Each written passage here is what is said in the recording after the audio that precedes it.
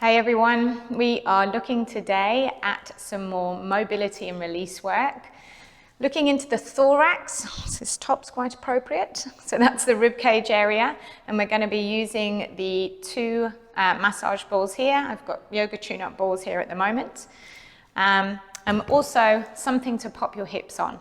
So I've got a yoga block, but you could use a foam roller or just a couple of cushions. So as per usual, we'll have a little check-in.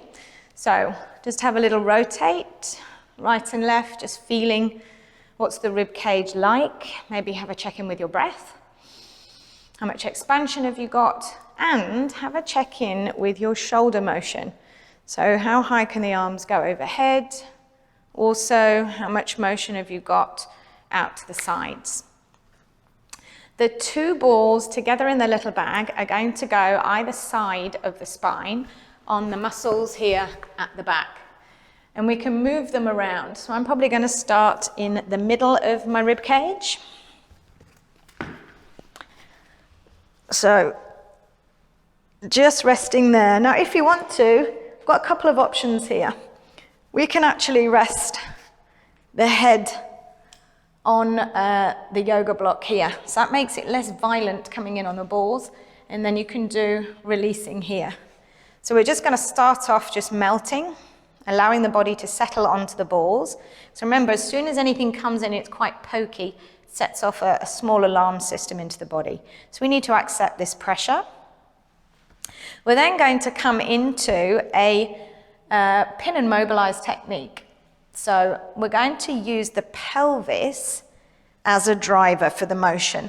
So we're going to tilt back and tilt forwards here with the pelvis. Now again, I said I'm probably about bra line at the moment. We can then tilt and hike the pelvis on either side, and that works really nicely as well onto areas of the back.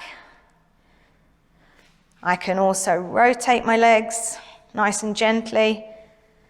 So we've looked there, mobilizing in our three planes. We've done sagittal, frontal, and this is our transverse. Just allowing some gentle motion. We can also work with the arms. So I'm just going to move the balls up a little bit. And then I'm going to just float the arms forwards and back. And you should feel the rib cage lifting a bit, and then the rib cage will drop a bit. And again, just feeding this nice gentle motion into the muscles either side of the spine, to those thoracic erector group.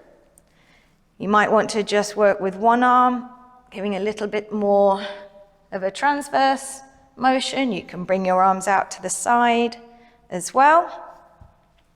And then I'm going to take the balls quite high now, so they're going to come between, up at the top, so top of the rib cage, between the top of my shoulder blades. This time, popping the yoga block underneath the pelvis. And then this causes the weight to come down, so we're closer to our mid-traps here. This was another lovely technique for when I did my role model certification with Joe Miller. Felt amazing. So we're going to again start resting here. And then again, we can use our arms as a driver to work the muscles. And you're going to get a little bit of work into the joint as well. If you want to, you can shimmy side and side or shearing side and side, a little bit of a roll forwards and backwards. You could support the weight of your head and maybe come into some little head nods here to help mobilize as well into that tissue.